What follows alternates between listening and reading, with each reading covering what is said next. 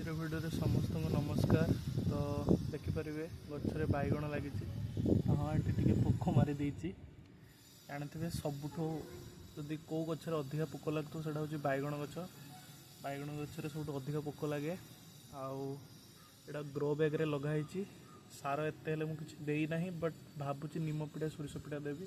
ये देखो ये पोक गुड़ा काटी दिए माने प्लांट माने गचर पोक पोक आने।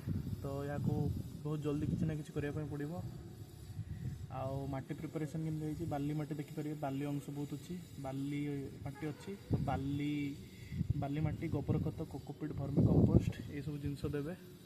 सार के देवेनि आया। तो बैगण आपन केमती लगुच छात से फिर भी निहाती कमेंट रे जनइबे। तो आज वीडियो एतिक नमस्कार। जय जगन्नाथ।